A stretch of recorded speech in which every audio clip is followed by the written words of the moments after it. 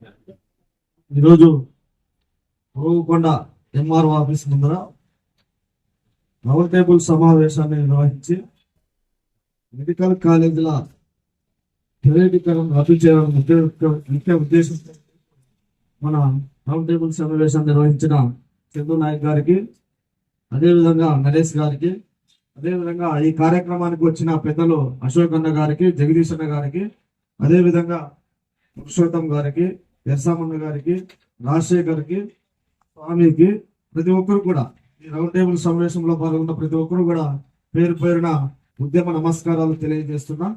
ఎందుకంటే ఈరోజు మెడికల్ కాలేజీల్లో చదువుకోవాలంటే ఎస్సీ ఎస్టీలు చాలా ఇబ్బందులు పడాల్సిన అవసరం ఉన్నది.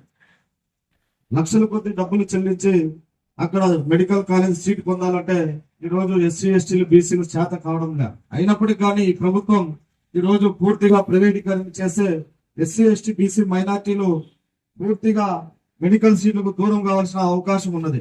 కాబట్టి దీన్ని దృష్టిలో ఉంచుకొని వెంటనే ఈ యొక్క జీవోలను ఏదైతే జీవో 107, 108 తెచ్చారో దాన్ని వెంటనే రద్దు చేసుకోవాలా.